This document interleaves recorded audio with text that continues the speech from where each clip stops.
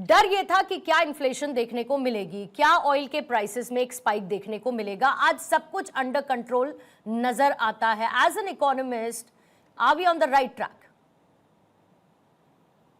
नमस्कार पूर्णिमा जी, सभी पैनलिस्ट को भी नमस्कार। आपने जो सवाल पूछा कि पहले मैं अनुमा जी की बात से स्टार्ट करूंगी। आपने बहुत अच्छा स्टार्ट किया था, आपने बहुत अच्छी ये बात बोली अनुमा जी, मैं आपसे बिल्कुल सहमति रखती हूँ कि कोविड के समय भी कहाँ हम साथ थे। बिल्कुल ना हम तब साथ थे ना हम आज साथ हैं, क्योंकि शायद आप लोगों को भारत के साथ खड़े होना नहीं आता है। भारत में जब आपदा आती है, पूरे विश्व की जब आपदा आती है तो साथ खड़े होना नहीं आता है। नाम लेके बोलते हैं, इनको किसने भेजता है? कौन भेजता है? आप बात बोलेंगी तो आप ही का नाम लेके व्यक्तिगत लेकर, अरे भारत के साथ आप लोग कहाँ खड़े होते हैं? भारत के साथ क्या बात करते हैं? पूर्णिमा जी, ये तो बहुत ही अजीब ही बात है। हर व्यक्ति नाम ले लेके व्यक्तिगत होके बात करता है। अरे प्रवक्ता बोलिए, कांग्रेस प्रवक्ता ने क्या कहा? आप एंकर को संबोधित करिए, इतना तो आता होगा कि नहीं आता? ये भी सीख के नहीं आते आपको। जब बीजेपी की ब्रीफिंग होती है सुबह 11 बजे, आप सब समय सीख लिया करिए। बात आती है बात इन्फ्लेशन की, मुझे डायरेक्ट क्वेश्चन का आंसर देने दीजिए।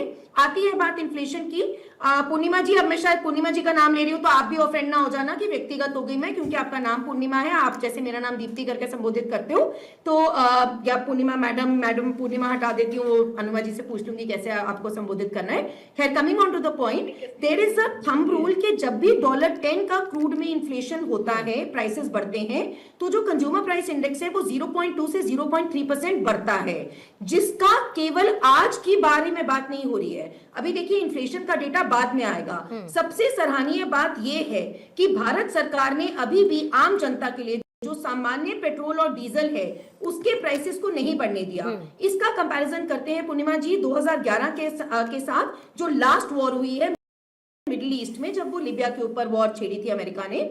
उस समय आप देखिए कि ऑलरेडी 2013-14 में भारत की इन्फ्लेशन थी 9 से 10%, जो हो गई थी 12%। इमीडिएटली डीजल और केरोसिन का दाम बढ़ा था 2 से 3 रुपए पर लीटर। सिलेंडर, एलपीजी सिलेंडर का दाम बढ़ा था 50 रुपए पर सिलेंडर।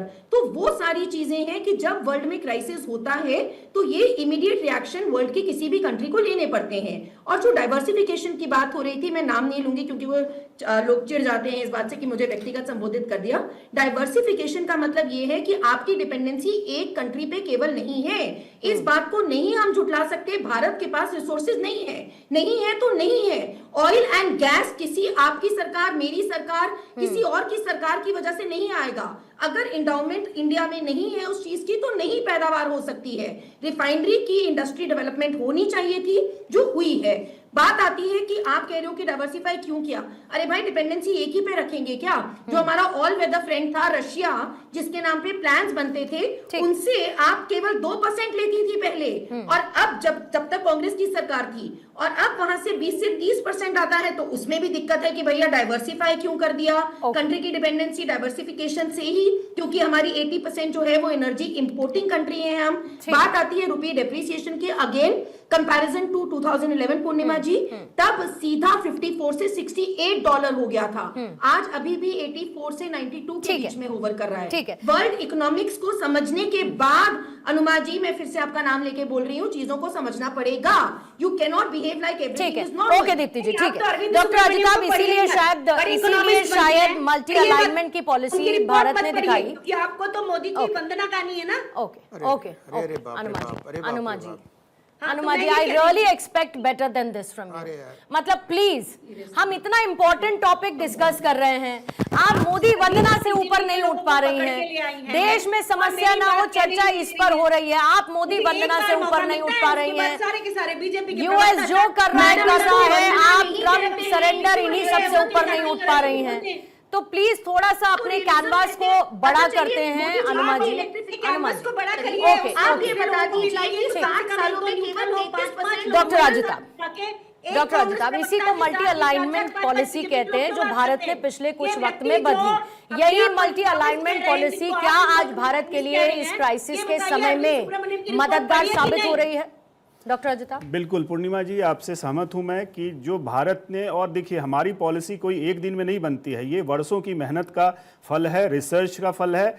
आज जो हम मल्टी अलाइनमेंट की पॉलिसी को फॉलो किया है, जो अपनी इंडिपेंडेंट पॉलिसी रही है, उसका हमें परिणाम देखने को मिल रहा है। ये फिर से मैं कहना चाहूंगा ये एक दिन में नहीं होता। जिस तरह से हमने कुछ ऐसे वाकयात हुए, कहा गया कि भाई जो खamenei की थी उस पर कंडोलेंस नहीं किया गया।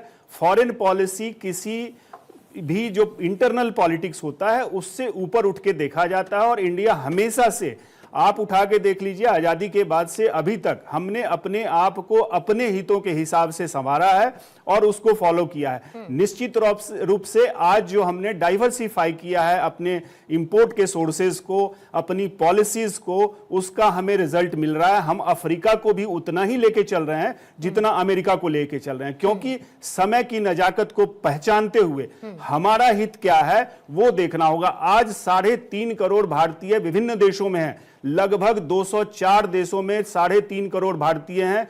उनकी भी सेफ्टी इस सरकार का, चाहे वो कोई भी पार्टी की हो, सरकार का काम है।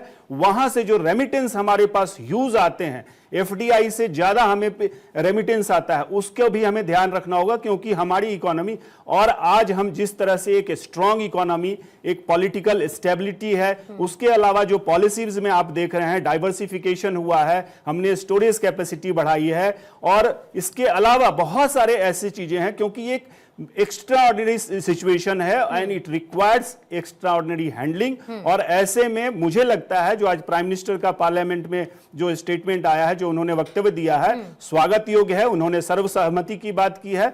मुझे लगता है हर पार्टी को मिलके एक जो कॉमन इंटरेस्ट में, लोगों के इंटरेस्ट में, क्योंकि ये बहुत ही चैलेंजिंग टाइम है। लेकिन वो सर्वसम्मति दिख नहीं रही है अनुमान जी की तरफ से जो कोट किया गया। लेकिन कहीं ना कहीं ईरान और इजराइल दोनों के साथ बराबर स्तर पर बातचीत एक भारत को स्ट्रैटेजिक एडवांटेज जरूर दे रहा है। तो अनुमान जी पहले आप अपना काउंटर रखिएगा, फिर उसके बाद ऋषभ जी आपका जवाब देंगे।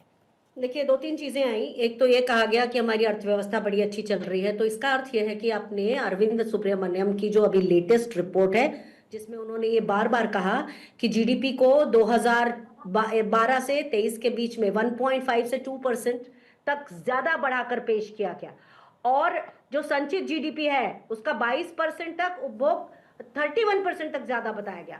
और एक और चीज आपको याद होगी, ये तो याद होना चाहिए, अर्थशास्त्री बहुत लोग आ जाते हैं यहाँ पर, बीजेपी के प्रवक्ता, ये याद होना चाहिए कि सीपीआई और डब्ल्यूपीआई के डिफ्लेक्टर्स बदले गए थे, तब डिफ्लेक्टर्स बदले गए थे 2017 या 19 के आसपास ही कभी हुआ था, मुझे एग्जैक्टली याद नहीं है। बेस ईयर बदल दिया था, 2004-5 से उसको 11-12 कर दिया था। तो बार बार डेटा फजिंग की गई है। आईएमएफ ने क्या कहा है अभी रिसेंटली, हमारी डेटा क्वालिटी को सी ग्रेड का डेटा बताया गया। क्यों बताया गया? क्योंकि डेटा फजिंग होती है।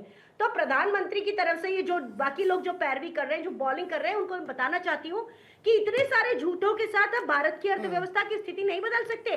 जब हमने आखिरी में जो रुपया छोड़ा था वो 58 रुपीज पर छोड़ा था, 58 रुपीज पर डॉलर पे। आज तो वो 93 पर पहुंच गया। लंबा टाइम भी हो गया अनुमा जी छोड़े हुए। अनुमा जी लंबा टाइम भी हो गया छोड़े हुए, 3 टर्म निकल गए, लंबा भी हो गया छोड़े। 140 रुपए पर बैरल था क्रूड ऑयल जब मनमोहन सिंह जी थे। मेरा काम था खरीदना क्रूड ऑयल। तो मैं जानती हूँ कि 70 पेट्रोल पे बताते हैं। और हमारे किसी कॉन्ट्रैक्ट में, जितने भी ट्रांसपोर्टेशन कॉन्ट्रैक्ट थे, किसी में भी दाम नहीं बढ़े। आज ईरान हमको CIF टर्म्स जानते हैं क्या? आप लोग जानते हैं CIF टर्म्स क्या है? उसमें नहीं दे पा रहा है, हर चीज महंगी हो रही है। प्रधानमंत्री जी को ओमान की जगह मध्यस्थता करनी चाहिए थी। 140 करोड़ का देश है हमारा, पर 54 और ऐसा लग रहा है कि ये सब कुछ अनुमा जी को बड़ी खुशी दे रहा होगा और प्रफुल्लित हो रही है। सुनिए, देखिए अभी इन्होंने 22 नहीं, मैं पूछ रही हूँ कि ऐसा लग रहा है कि शायद ये आपको बड़ी खुशी दे रहा होगा। के लोग बैठा रखे आपने, एक तो प्रवक्ता है, ऊपर से 4 है, कम से कम आप तो एंकर का आ जाइए। पहले संजय जी 1 मिनट का टाइमर रख रहे हैं, ऋषभ जी फिर आपके पास आऊंगी। इस फालतू की बात के लिए ना अनुमा जी मेरे पास एक्चुअली में समय नहीं है। There are better things to discuss, there are better things to discuss. आपको बड़ी समस्या है जब कोई नाम लेकर बात करता है, लेकिन आप दूसरों पर निजी हमले करते रहे। आपको लगता है कि वो आपकी फ्रीडम है, तो ऐसा नहीं है। डबल स्टैंडर्ड कांग्रेस कहीं पर भी रखती हो, यहाँ पर नहीं चलेगा। अगर आपको नाम लेकर पुकारे जाने में समस्या है तो दूसरों पर पर्सनल अटैक्स करना बंद कर दीजिए। दूसरों पर पर्सनल अटैक्स करना अनुमाचार्य बंद कर दीजिए। कांग्रेस उसको इतना मत करिए। ये कह रही हूँ, जो मैं बोलिए कह रही हूँ वो सुनिए। बस छोटी सी बात टाइमर रख रही हूँ बस। हाँ बिल्कुल टाइमर रखिए। इन्होंने 2 चीज मुद्दे रखी। अरे चुप हो जाए, आपका टाइम आप बोलिए ना सर, आपका टाइमर शुरू है। सिंपल